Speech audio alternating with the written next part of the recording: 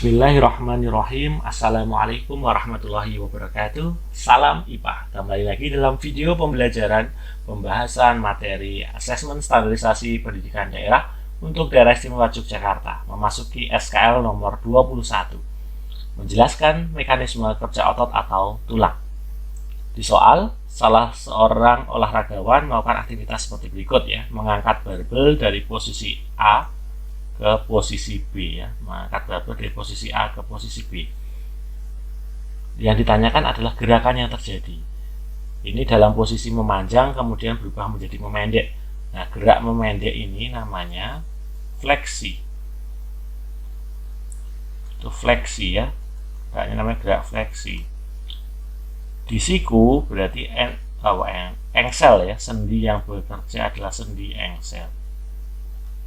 Jadi jawabannya adalah yang A.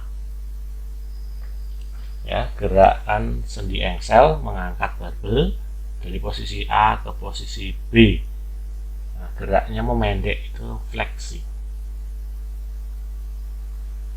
Nomor 22. Menentukan proses dan enzim yang terlibat pada pencernaan makanan. Yang ditanyakan adalah enzim. Kita cek saja. Tempatnya di mulut. Enzimnya amilase, ini juga disebut juga petialin ya, lebih banyak disebut petialin. Ini mengubah amilum menjadi glukosa. Jadi jawaban nomor 1 salah. Tempat yang kedua di lambung ada enzim namanya pepsin, betul, mengubah protein menjadi pepton. Ketiga, pankreas, enzimnya tripsin mengubah pepton menjadi asam amino, betul, enzimnya, tetapi ini bukan tempat terjadinya proses pencernaan dia yang menghasilkannya. Prosesnya di usus halus. Ya salah, yang betul adalah D ya. Usus halus menghasilkan enzim lipase, mengubah lemak menjadi asam lemak dari gliserol. Kalau kita ingat, ulang ya, yang pertama adalah mulut. Mulut enzimnya namanya petialin, tadi sudah. Kemudian ada lambung. Lambung itu ada pepsin dan renin. Kemudian yang terakhir adalah usus halus. Itu ada tripsin, amilase, dan lipase. Ya, ini diingat-ingat ya. Nah, karena ini materi-materi yang dasar di kelas 8. Baik, selanjutnya nomor 23. Menjelaskan ciri pembuluh darah atau ruang jantung. Yang ditanyakan di soal adalah huruf P, berarti sini ya. Warnanya merah, itu mengandung oksigen, kaya akan oksigen. Di sebelah sini, sebelah ini kan serambi kanan, serambi kiri, bilik kanan, bilik kiri. Nah, sebelah sini, ini semuanya fungsinya mengalirkan darah dari jantung ke seluruh tubuh. Ini adalah arteri. Nah, arteri itu sifatnya gimana? Tebal, elastis. Kenapa tebal dan elastis? Karena dia saluran pompa darah dari jantung itu kan tekanannya kuat gitu ya. Jadi harus tebal dan elastis. Jawabannya yang kalau yang sini kebalikannya, warna biru ini kan karbon dioksida. Jadi di sini vena kan begitu. Oke, selanjutnya nomor 24. SKL-nya adalah menganalisis kerusakan organ pernafasan.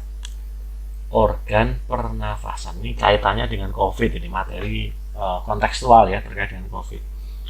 Yang ditanyakan adalah bahwa yang paling potensial menyebabkan terjadinya sesak nafas akibat infeksi virus corona. Kita baca. Menurut soal di sini ada kata-kata di sini, kata kuncinya ini.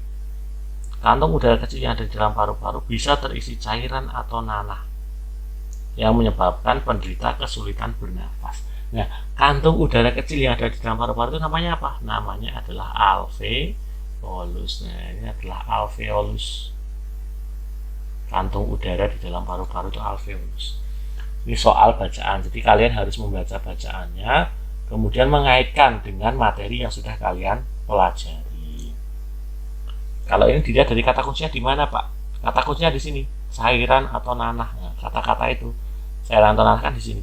Nah, tinggal cari nih kata kuncinya apa. Dia harus membaca ya, ini literasi, harus dibaca. Baik, soal berikutnya nomor 25. Menjelaskan proses yang terjadi pada organ reproduksi. Yang ditanyakan adalah bagian Y. Bagian Y ini adalah oviduk.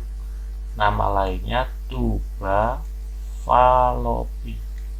Fungsinya untuk apa? Untuk fertilisasi.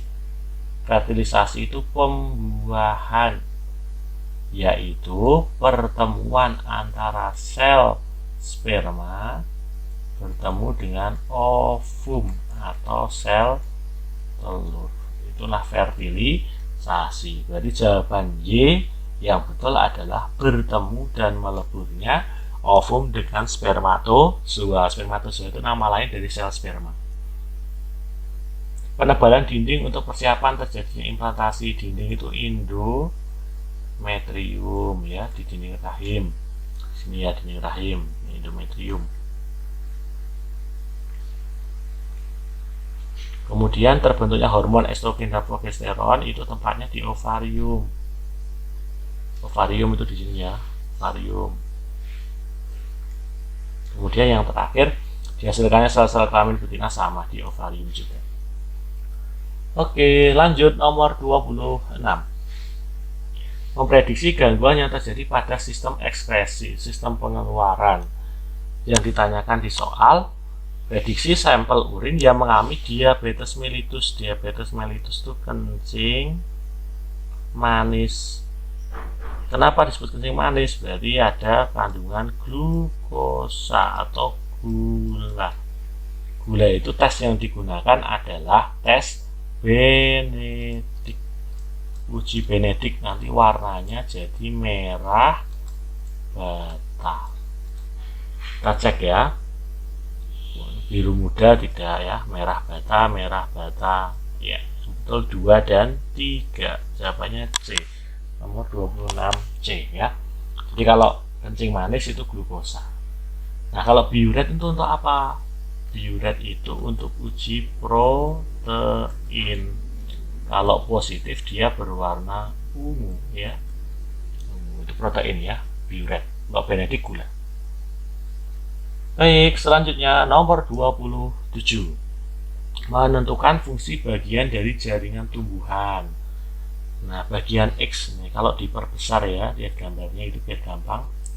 Penampang melintangnya. Kalau ini dibuat yang lebih gampang ya. Nah, sip. Ya, coba buatnya seperti ini. Oke, sebentar. Biar tahu ya. Bagian X itu adalah bagian yang di tengah ini, X itu yang di sini, lingkaran yang di tengah ini ya, di tengah ini, itu X tadi, namanya adalah kambium. Itu untuk pertumbuhan sekunder batang. Yang di dalam, bagian yang di dalam ini, bagian dalam, kita gambar ya, bagian dalam, itu namanya xilem, mengangkut air dan zat hara dari akar ke daun. Sedangkan bagian yang di luar ya, kotak yang di luar, nah ini namanya floem. Bagian pelapis di kalian luar namanya epidermis. Bagian di dalam namanya cortex. Nah, kita lihat sekarang yang ditanyakan di bagian X. X tadi adalah kambium ya, X itu kambium. Kambium fungsinya untuk apa? Pertumbuhan sel sekunder batang, mengangkut air zat hara salah, mengangkut air hasil fotosalah. Sedangkan Y, bagian luar tadi floem ya, floem, mengangkut hasil fotosintesis, air dan zat hara salah. Berarti yang betul yang D. 27 jawabannya D ya, 27D. Soal berikutnya nomor 28. Menyimpulkan hasil fotosintesis, percobaan fotosintesis. Percobaan yang seperti ini namanya percobaan Ingenhousz. Ingenhousz itu prinsipnya ingin mengetahui atau membuktikan bahwa fotosintesis menghasilkan oksigen. Nah, yang mempengaruhi itu apa? Yang mempengaruhi adalah cahaya matahari dan juga karbon dioksida. dan CO2. CO2 biasanya didapat dari mana? Dari NaHCO3 ya, NaHCO3 itu bisa menghasilkan karbon dioksida ketika terurai di dalam air. Nah, ini jelas ya, yang menghasilkan gelembung gas oksigen, gasnya gas apa atau gasnya gas oksigen yang paling banyak dihasilkan opsi nomor 3. Kenapa? Ada sinar matahari, ada NaHCO3. Berarti yang mana ini yang benar? Yo, yang mana? Yang betul adalah bertambahnya CO2 meningkatkan laju fotosintesis. Cahaya matahari tidak mempengaruhi, jelas mempengaruhi. Buktinya yang ada cahaya dengan tidak lebih banyak yang ada cahaya. Gelembungnya tadi oksigen. Ya, siap. Selanjutnya soal nomor 29. SKL-nya adalah menginterpretasikan keturunan hasil persilangan. Ada stimulusnya, dewa menjilangkan jagung tongkol besar bulir putih dengan tongkol kecil bulir kuning. Sifat unggul yang laku di pasaran yang mana? Tongkolnya besar, bulirnya kuning gitu kan. Yang banyak diunggul di pasaran kan seperti itu. Yang ini ya. Tongkolnya besar, bijilnya atau bulirnya kuning. Berarti ada B besar, ada K besar. Pertanyaannya, supaya sifat unggulnya itu besar, berarti harus ada ini. Harus ketemu genotip B besar dan K besar. Salah, ini B-nya kecil salah. Ini masih ada kemungkinan, ini pasti besar semua. Berarti yang presentasinya paling bagus adalah yang D. Bertemu dengan jagung bertongkol besar, bulirnya kuning, itu lebih unggul. Kenapa bukan yang C? Karena kalau C masih ada banyak kemungkinan. Bisa B besar ketemu K besar, B besar ketemu K kecil, B kecil ketemu K besar, B kecil ketemu K kecil. Sedangkan yang D hanya B besar dan K besar 100%. Kalau ini kan masih 25% semua. Jadi kemungkinan unggulnya masih kecil. Sedangkan kalau yang D 100%. Terakhir, soal nomor 30 menjelaskan peran agen biologi yang terlibat pada pembuatan produk bioteknologi. Nah, materinya bioteknologi. Ada bacaannya, yang ditanyakan di soal ini adalah terkait dengan fermentasi yogurt. Yogurt jelas, yang dibutuhkan adalah Lactobacillus bulgaricus dan Streptococcus thermophilus, ini jelas ya. Oke. Pertanyaannya, itu mana yang benar? Menghasilkan gula susu atau laktosa tanpa memerlukan oksigen. Nah, tanpa memerlukan oksigen ini kata kuncinya. Artinya apa dia? Anaerob, tanpa oksigen. Kita cek. Memerlukan oksigen, ya salah kan? Jelas. Lactobacillus menggumpalkan kasein pada suhu 4 derajat selama berapa? 2,5 sampai 3,5 jam. 4 derajat, padahal di sini berapa? 40. Berarti ini salah, ya kan? Lactobacillus bulgaricus mengubah laktosa menjadi asam laktat secara anaerob, betul. Lactobacillus bulgaricus mengubah laktosa asam laktat dengan fermentasi selama 15 detik. Oh, tentunya lebih, ya kan? Nah, lebih 2,5 sampai 3 jam ya. Pasteurisasinya yang 15 detik. Jadi harus dibaca betul-betul. Jawabannya yang betul adalah yang C. Baik, demikian materi kita pada kesempatan kali ini, pembahasan ASPD untuk daerah istimewa Yogyakarta nomor SKL 21 sampai 30.